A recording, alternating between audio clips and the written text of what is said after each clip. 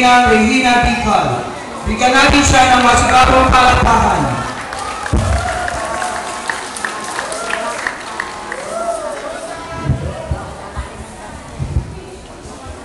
Ako'y wika.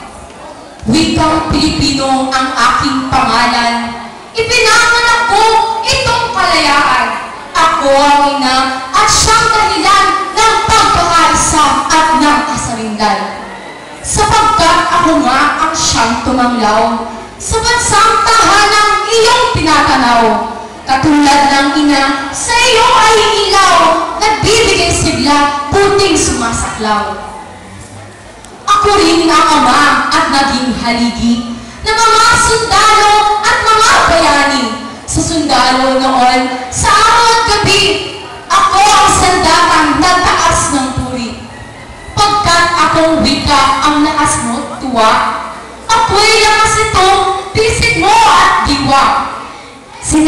Sa pamamagitan ng aking salita, ligtas ka sa uring luksong masasama.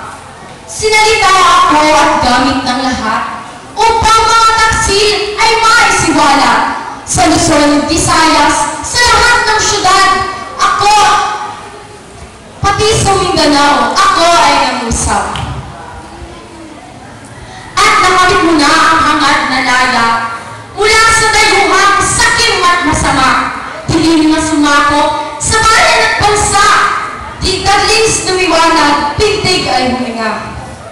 Wikang Pilipino, ginto mo at hiyas, palahat na wika, saan man bumagtas. Ilaw na maalam, sa dilim ay lunas, at lakas patungo sa tuwid na landas.